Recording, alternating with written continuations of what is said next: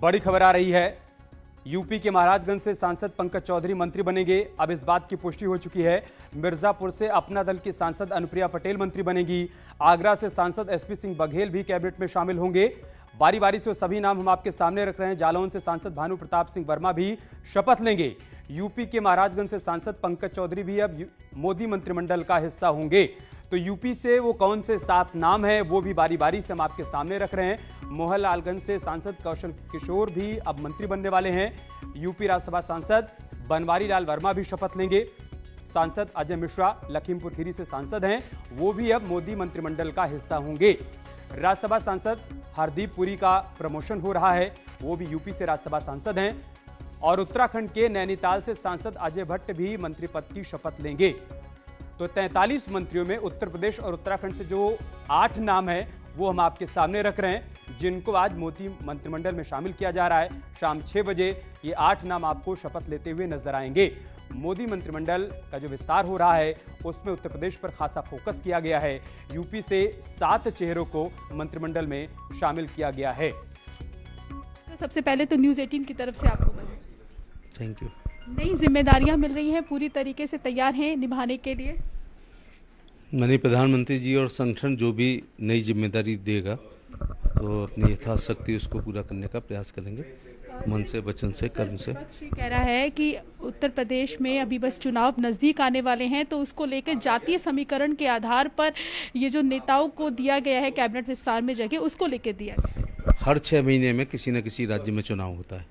ये आप लोग मनाते हैं कि उत्तर प्रदेश को मद्देनजर रखते हुए अभी 6 महीने पहले होता तो दूसरे राज्यों को ध्यान में रखते हुए, उसके 6 महीने पहले होता जो साल में तो दूसरे राज्यों का होता।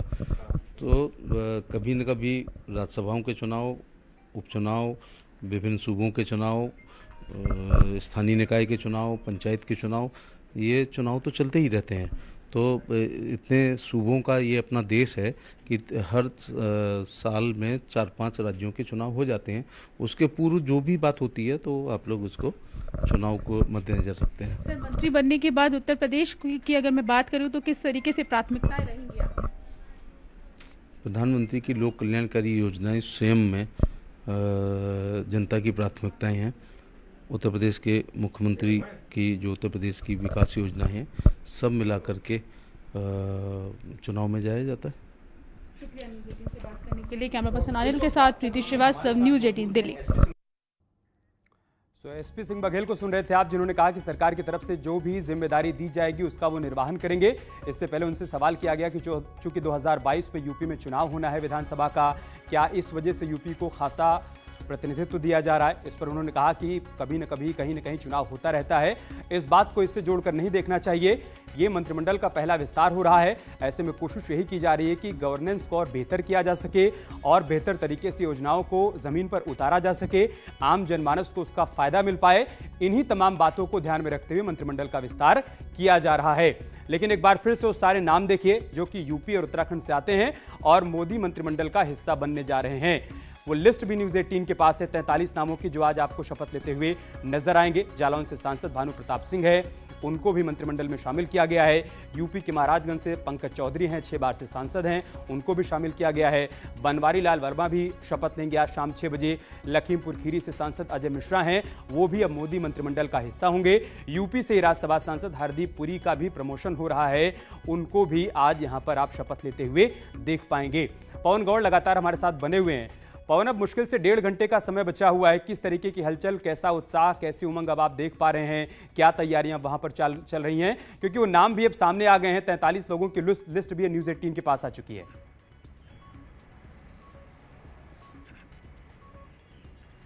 जी बिल्कुल, देखिए जिस तरह से सुबह लगातार 2 दिन से यही खबरें चल रही थी कि संभावित नामों को लेकर लगातार चर्चा हो रही थी। हम लोग भी लगातार कई सारे लोगों के संभावित नाम चला रहे थे, लेकिन जिस तरह से धीरे धीरे बीजेपी की तरफ से लोगों को, जितने भी सांसद हैं उनको जब फ़ोन जाना शुरू हुआ तो इसमें से छन छन के नाम बाहर आने लगे। और जब आज सुबह प्रधानमंत्री के साथ मुलाकात हुई तो पिक्चर पूरी तरह स्पष्ट हो गई कि अब कौन कौन मंत्री कहां कहां से बनने वाला है। तो उत्तर प्रदेश से जो 7 नाम हैं उनका आप लगातार जिक्र कर ही रहे हैं। तो यहां भी सब लोग में लगातार उत्साह है, क्योंकि केंद्रीय मंत्रिमंडल में जगह मिलने के अपने आप एक खुशी होती है। हर आदमी चाहता है कि केंद्रीय मंत्रिमंडल में जगह मिले। हम जितने भी सांसदों के साथ, जैसे चाहे कौशल किशोर की बात करें, अजय मिश्रा की बात करें, अजय भट्ट की बात करें, या प्रदीप चौधरी की बात करें, या भानु प्रताप वर्मा की बात करें, बीएल वर्मा की बात करें, हालांकि कुछ लोग अभी सामने कैमरे के सामने बात करने से मना कर रहे हैं। उनका कहना है कि एक बार शपथ हो जाए, उसके बाद में हम आराम से बैठ के आप सब लोग के साथ बातचीत करेंगे। लेकिन उनकी खुशी है, जितने भी उनके समर्थक हैं उनको यहाँ पहुँचना शुरू हो गया है, मिठाइयों का बंटना शुरू हो गया है, फ़ोन कॉल्स लगातार आ रहे हैं और सबको लगातार यही खुशी हो रही है। जिन सारे समर्थक जो हैं सब अपने अपने जो नेता हैं उनको लगातार शुभकामनाएं भेज रहे हैं। अब 1.5 घंटे का सिर्फ वक्त बचा है, लगातार अपनी अब तैयारी चल रही है। अब से थोड़ी देर बाद, तकरीबन 1 घंटे बाद 5:30 के आसपास, ये सब लोग अपने अपने आवास से निकलकर राष्ट्रपति भवन की तरफ पहुंचेंगे, क्योंकि पहले से ही सब लोग पहुंच जाएंगे। फिर उसके बाद में प्रधानमंत्री का रूट लग जाता है, फिर प्रधानमंत्री उसके बाद पहुंचेंगे और राष्ट्रपति भवन में राष्ट्रपति फिर जो अब शपथ ग्रहण समारोह है वो शुरू हो जाएगा। तो तैयारियां लगभग पूरी कर ली गई हैं। अब धीरे धीरे कुछ समय बाद ये सब लोग अपने निकल के राष्ट्रपति भवन की तरफ प्रस्थान करेंगे। वरिष्ठ पत्रकार प्रेमकांत तिवारी जी हमारे साथ इस वक्त जुड़ चुके हैं। सर, बहुत स्वागत है आपका न्यूज़ 18 पर। सर, अब वो नाम सामने आ चुके हैं, 43 नामों की लिस्ट भी सामने आ चुकी है। इन नामों को देखने के बाद क्या समझ पा रहे हैं आप, किस तरीके से संतुलन बिठाने की कोशिश की गई, अगर हम खासतौर से उत्तर प्रदेश की बात करें तो, चूंकि 2022 में विधानसभा चुनाव यहां पर होना है? उत्तर प्रदेश अपने आप में एक बहुत ही महत्वपूर्ण प्रदेश है और जाहिर है कि यहाँ से 80 सीटें संसद में जाती हैं और ऐसी सूरत में जाति का, वर्ग का, हर वर्ग का प्रतिनिधित्व होना एक ज़रूरी चीज़ होती है। तो इस लिहाज से ऐसे जो नाम आपके सामने आ रहे हैं उसमें लगभग हर वर्ग और जाति का प्रतिनिधित्व दिखाई पड़ रहा है। और उत्तर प्रदेश में चूंकि चुनाव भी आने जा रहे हैं विधानसभा के, इस लिहाज से ये और भी जो चुनाव और चयन किया गया है मंत्री बनने के लिए, ये बहुत ही समझबूझ करके किया गया है। हम समझते हैं कि अभी अजय मिश्र टेनी जो लखीमपुर से सांसद हैं, उनको अगर मंत्री बनाया जा रहा है तो वो एक पूरी बेल्ट जो लखीमपुर, बहराइच और शाहजहांपुर और सीतापुर, इसके हिसाब से एक वो ब्राह्मण फेस हो रहे हैं। अनुप्रिया पटेल वो भी एक वर्ग और अपना दल उनका जो है वो भी महत्व रखता है। उनका पहले से ही बहुत दिनों से ये मांग बीते दिनों लखनऊ में जिस तरीके की हलचल देखने को मिली, बीएल संतोष यहाँ पर आए, एक के बाद एक बैठकों का दौर चला और उसके बाद जब पंचायत चुनाव के नतीजे आए, क्या उन सब चीजों का भी असर आप देख पा रहे हैं क्या इस मंत्रिमंडल विस्तार में? बेशक हर चीज का, देखिए राजनीति तो एक ऐसी चीज है कि जहां पर इन चीजों का प्रभाव बहुत पड़ता है। अब जिस तरह से जिला पंचायत के सदस्यों के चुनाव हुए थे उसमें आपको जो सूरत हाल दिखाई पड़ रही थी, उसके बाद में जो भी जोड़ तोड़ समीकरण और लोगों का अपना रुझान और चाहत होती है, जो इंटरेस्ट होता है, उसके हिसाब से देखा जाए तो जिला पंचायत अध्यक्ष बहुत से सीटों पर जो भारतीय जनता पार्टी के जीते हैं, तो उनका भी एक बहुत बड़ा महत्व हुआ है। और सरकार को, संगठन को बधाई देने वालों में प्रधानमंत्री भी रहे हैं। तो यहाँ के लोगों को अब खासतौर से जो चयन किया गया है मंत्रिमंडल में शामिल करने के लिए, उसमें बहुत बड़ा महत्व है यहाँ के पूरे संतुलन का। ठीक है सर, कांग्रेस पार्टी से ओंकारनाथ सिंह जी भी हमारे साथ जुड़ चुके हैं। ओंकारनाथ जी, आप लोगों की तरफ से भी और मीडिया चैनल्स में भी लगातार ये चर्चा चल रही है कि उत्तर प्रदेश में 2022 में विधानसभा चुनाव है, इस वजह से यूपी को ज़्यादा प्रतिनिधित्व दिया जा रहा है। लेकिन अब से थोड़ी देर पहले हमारी संवाददाता ने एसपी सिंह बघेल से बातचीत की, जो कि मंत्रिमंडल का हिस्सा बनने जा रहे हैं। उन्होंने कहा कि चुनाव तो होते रहते हैं, हर 6 महीने में किसी न किसी राज्य में चुनाव होता है, इस मंत्रिमंडल विस्तार का इससे कोई लेना देना नहीं है।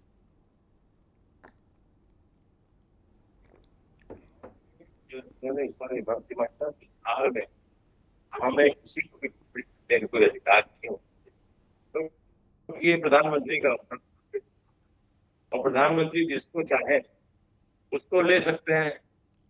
लेकिन बस इतना होता है कि जब ये दिखाई पड़ता है आपकी आवाज शायद बीच में कोई इंटरफेयर कर रहा है और आपके यहाँ तेजी आवाज बंद करें, हाँ, तो आपकी बात आ रही है, आप अपनी बात रखिए। ये जो चीज होती है कि जो अनुभवी मंत्री हैं और मंत्रीगण हैं उन्होंने इस्तीफा दिया है, जैसे संतोष गंगवार जी ने किया है, जैसे निशंक जी ने किया है, हर्षवर्धन जी ने किया है।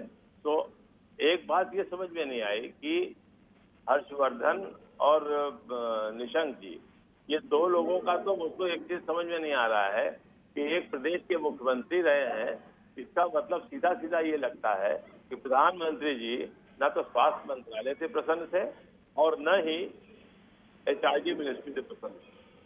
तो जो अभी तक जो बातें चल रही थी, जो व्यवस्थाएं चल रही थी, तो सर इसमें अगर मगर की क्या बात है? ये तो आप लोग कह ही रहे थे ना ओंकार नाथ सिंह जी, आप लोग कह ही रहे थे कि कोरोना काल में स्वास्थ्य मंत्रालय को जिस तरीके से काम करना चाहिए था नहीं किया गया। तो इसका मतलब कि जो कांग्रेस कह रही थी वो सही बात थी और प्रधानमंत्री जी ने उसको संज्ञान में लिया और अपने मंत्री को वहां से हटाया। और दूसरी चीज ताजुब होती है हमको गंगवार साहब, ये मैं समझता हूँ सिर्फ 2009 में चुनाव हारे होंगे, वरना 7-8 बार से ये मेंबर पार्लियामेंट है। और इनकी जगह पे जो वर्मा जी को बनाया गया है, मुझे नहीं समझ में आता है कि वर्मा जी जो हैं वो इनके मुकाबले में बहुत अच्छे होंगे। उनका देख रहा था पार्लियामेंट्री परफॉर्मेंस देख रहा था, पूरी अब तक जितना भी हाउस में वो रहे हैं एक डिबेट उन्होंने खाली पार्टिसिपेट की है और बाकी कुछ नहीं किया है। अटेंडेंस भले ही 100% उनकी रही हो, लेकिन डिबेट एक ही उन्होंने की है। तो किस कारण से इतने योग्य मंत्री को हटा के इनको लिया है, ये समझ से परे। ठीक है, और मैं आपके पास आऊंगा ताज़ा अपडेट के लिए, लेकिन उससे पहले हिमांशु के पास चलते हैं जो कि आगरा से हमारे साथ जुड़े हुए हैं। हिमांशु, लगातार जब योगी मंत्रिमंडल का हिस्सा थे एसपी सिंह बघेल और यहाँ से उनको हटाया गया, फिर वो सांसद बने, तभी से चर्चा चल रही थी कि वो मोदी मंत्रिमंडल का हिस्सा होंगे। लेकिन उसके बाद बीते 1.5-2 साल से कोरोना काल आ गया, तब से विस्तार हो नहीं पाया। इस बार विस्तार जब होना था तो ये तो तय था कि उनका नाम शामिल किया जाएगा। अब जबकि ये पुष्टि हो चुकी है कि 43 नामों में उनका नाम है, तो आगरा के लोगों की क्या प्रतिक्रिया है, कैसा उत्साह वहाँ पर लोगों के भीतर देखने को मिल रहा है? जी बिल्कुल, एसपी सिंह बघेल कद्दावर चेहरा माने जाते हैं और इनको नाम पहले आने की उम्मीद थी। जब पहली बार मंत्रिमंडल का विस्तार हुआ, पहली बार जब मंत्रिमंडल बना था तब आने की उम्मीद थी, लेकिन उस बार इनका नाम नहीं आ पाया था। तो ऐसे में इस बार खासी उम्मीद थी और सुबह से ही न्यूज 18 इस बात को लगातार कह रहा है कि प्रोफेसर एसपी सिंह बघेल जो आगरा के सांसद हैं वह मंत्री बनेंगे और अब इसकी पुष्टि हो चुकी है। उनके परिवारीजनों ने भी पुष्टि की है, साथ ही न्यूज 18 ने बात भी की है, जिससे जाहिर है वह बनेंगे। तो ये जो एसपी सिंह बघेल का सियासी सफर है वो बेहद दिलचस्प है। या कभी दरोगा हुआ करते थे और मुलायम सिंह जब मुख्यमंत्री हुआ करते थे तो उनकी सिक्योरिटी टीम का हिस्सा हुआ करते थे, लेकिन अपनी कुशलता के नाते मुलायम के खास बने और मुलायम ने उन्हें टिकट दिया, सांसद बने, कई बार सांसद रह चुके हैं। बसपा से होते हुए वह बीजेपी में आए और अब बीजेपी के बड़े चेहरे के रूप में सामने आए हैं। और जब उनको मंत्री बनाया जा रहा है तो आप ये मान के चलिए जो ब्रज प्रांत है उससे बड़ी नुमाइंदगी दी जा रही है।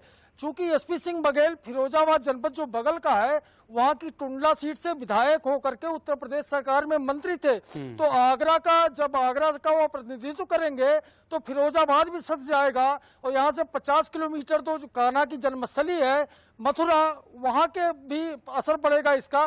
तो समूचे ब्रज में जो है एक बड़ा मैसेज जाएगा एसपी सिंह बघेल को मंत्री बनाने के बाद, क्योंकि पूरे ब्रज में वो पिछड़ा मोर्चा के राष्ट्रीय अध्यक्ष भी रह चुके हैं बीजेपी के एसपी सिंह बघेल। तो ऐसे में एक बड़े चेहरे को जो नुमाइंदगी दी है, पढ़े लिखे हैं, उच्च शिक्षित हैं, प्रोफेसर भी रह चुके हैं, तो इनको जो पद देना, मंत्री पद देना, ये साबित करता है जिस तरह से आगरा ने 9 विधायक 2 सांसद दिए हैं बीजेपी को, तो और यहाँ कोई केंद्रीय मंत्री नहीं था, तो अब एसपी सिंह बघेल के रूप में अब वो कसक नहीं रह जाएगी, पूरे ब्रज अब वो कसक नहीं रह जाएगी। बीजेपी से प्रशांत वशिष्ठ भी हमारे साथ जुड़े हुए हैं। प्रशांत जी, बीजेपी की तरफ से भी लगातार ये कहा जा रहा है और अभी थोड़ी देर पहले एसपी सिंह बघेल जी ने भी न्यूज 18 से बात कही कि इस मंत्रिमंडल विस्तार का आगामी यूपी विधानसभा चुनाव से कोई लेना देना नहीं है, लेकिन सभी विपक्षी पार्टियों को भी लग रहा है और लोगों के बीच में भी ये चर्चा है कि यूपी पर खासा फोकस तो इसीलिए है क्योंकि अगले साल यहाँ पर विधानसभा चुनाव है।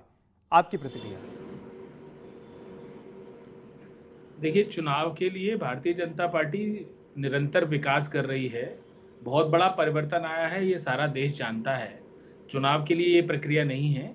संगठन व सरकार समय समय पर उपयोगिता के अनुसार भूमिका तय करते हैं, तो उसका ये सामान्य प्रक्रिया है। अब भूमिका उनकी उपयोगिता कहीं और किसी की दिखती है, कहीं मंत्रिमंडल में से उपयोगिता दिखती है, तो उनके अनुसार उसका मंत्रिमंडल में फेरबदल और विस्तार किया जा रहा नहीं, है। ये सवाल इसलिए किया जा रहा है प्रशांत जी क्योंकि मोदी हेलो? सरकार के पहले कार्यकाल में अनुप्रिया पटेल जी को शामिल किया गया था, दूसरे कार्यकाल में उनको शामिल नहीं किया गया, फिर अभी हाल फिलहाल में लखनऊ में जो चिंतन मंथन चला उसके बाद अब उनका नाम भी मंत्रिमंडल में शामिल हो गया, इस वजह से सब इससे जोड़कर देख रहे हैं।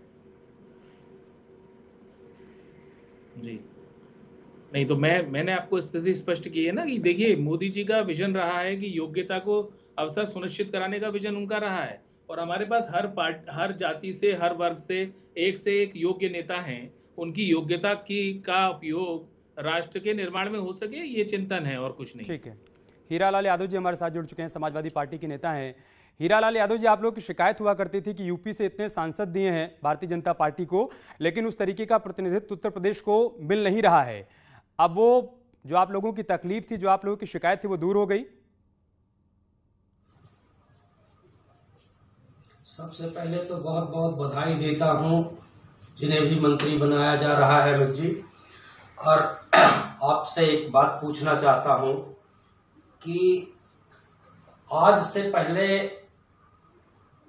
क्यों इन्हें मंत्री नहीं बनाया गया? ऐसी क्या जरूरत पड़ गई कि जब यूपी में, पंजाब में और उत्तराखंड में सामने चुनाव है, जब मंत्रिमंडल का विस्तार करना पड़ा और यूपी वाले लोगों को, ज्यादा से ज्यादा लोगों को समाहित करना पड़ रहा है?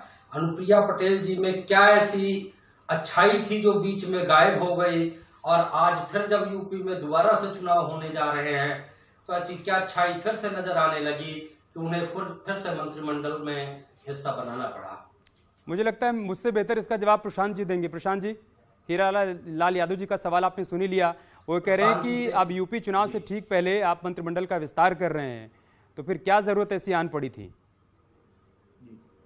एक तो मुझे वीडियो नहीं दिखाई दे रहा है, इस पर प्लीज टेक्निकल टीम से एक बार बोल दीजिए। ठीक है, आपकी आवाज आ रही है सर, हम उसको दुरुस्त करवा रहे हैं, हम वीडियो दुरुस्त करवा रहे हैं, आप सवाल का जवाब दीजिए। जी प्लीज प्लीज प्लीज। हाँ, मैं ये सब करने की हमें कोई आवश्यकता नहीं। हमने इतना काम किया है कि सारी जनता को, सारे देश को पता है। सड़कों का, इतनी खूबसूरत सड़कों का जाल पूरे देश में बिछा हुआ है जो अपनी गवाही दे रहा है काम की। हमारी सरकार यूपी में भी आएगी, सब जगह आएगी, आई जा रही है, बार बार आ रही है। 2017 हम जीते, 14 हम जीते, 19 हम जीते, उपचुनाव जीते, अब ये जिला पंचायत भी जीते। साथ तो ये सब करने की आवश्यकता, मतलब ये एक सामान्य प्रक्रिया है जो संगठन, सरकार अपने बहुत बधाई देता हूं, ये हो सकता है ब्लॉक प्रमुख भी आगे तय करती है, लेकिन हमारे प्रश्नों का उत्तर दें। ठीक है प्रेमकांत सर, प्रशांत जी को आपने सुना, वो कह रहे हैं हमारा काम बोल रहा है, लेकिन हीरालाल जी कह रहे हैं कि अगर काम बोल रहा है तो फिर नामों की क्या जरूरत है, इतना जातीय समीकरण बिठाने की आवश्यकता क्या है?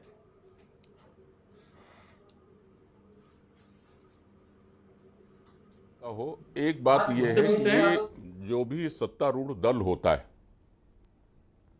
जी प्रेमकांत सर, आपसे ही सवाल है। सत्तारूढ़ दल होता है उसका एक अपना सबसे बड़ा मकसद होता है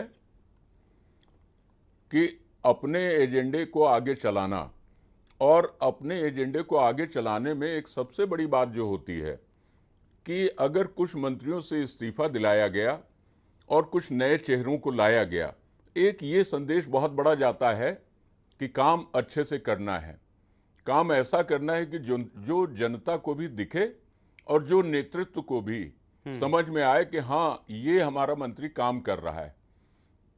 तो अपने मन में एक लालसा उठती है, एक ललक रहती है, एक समर्पण रहता है, और उस समर्पण के तहत ये फेरबदल चलता रहता है। ये तो फेरबदल अगर मोदी की सरकार में तो बहुत समझ लीजिए कि दूसरी सरकार जो आई उसमें पहला है, लेकिन आप अगर देखिए तो जब इंदिरा जी की सरकार हुआ करती थी तो कितने फेरबदल हुआ करते थे। तो ये कोई विशेष बात नहीं। 24 पार्टियों से के आसपास जब सरकार में पार्टी हुआ करती थी अटल जी की, तब भी उन्होंने भी फेरबदल कई बार किए थे, और उसमें मंत्रियों के कार्ड और परफॉर्मेंस रिपोर्ट बनती थी, उसके हिसाब से हटाया जाता था, नए चेहरों को शामिल किया जाता था। तो ये अगर कोई पार्टी कर रही तो उसमें किसी को कोई बहुत ज़्यादा निहितार्थ निकालने की आवश्यकता मेरे ख्याल से नहीं रह जाती है। ठीक है सर। ओंकारनाथ जी, ये पहली बार नहीं हो रहा है, जैसा कि प्रेमकांत सर कह रहे हैं कि इससे पहले जब भी जिसकी भी सरकार रही है, समय समय पर इस तरीके के परिवर्तन और विस्तार, कैबिनेट विस्तार तो देखने को मिलता रहा है, कोई पहली बार तो हो नहीं रहा है। होता रहा है। लेकिन जो फुरकान जी ने बात कही है, मैं उनको याद दिला दूं, इंदिरा जी के जमाने में जब मंत्रिमंडल का विस्तार होता था तो जो मंत्री बनाए जाते थे उनकी योग्यता होती, वो हल्के मंत्री नहीं। और हमेशा जब मंत्री बनाया जाता था तो उसका पार्लियामेंट परफॉर्मेंस देखा जाता था, उसकी योग्यता देखी जाती थी, उसके हिसाब से उसको बनाया जाता। और आजकल के मंत्री मंडल में देखा जाता है कि ज्यादातर लोग फटाफट कैबिनेट मिनिस्टर हो जाते हैं, जिसका कोई भी वो नहीं रहता है अनुभव, उनको भी कैबिनेट ठीक है, मिनिस्टर बना आपकी इस दिया बात जाता पर है। प्रशांत जी मुस्कुरा भी रहे हैं और उसके- जाहिर सी बात है जवाब भी देना हाँ, चाहते होंगे। उसके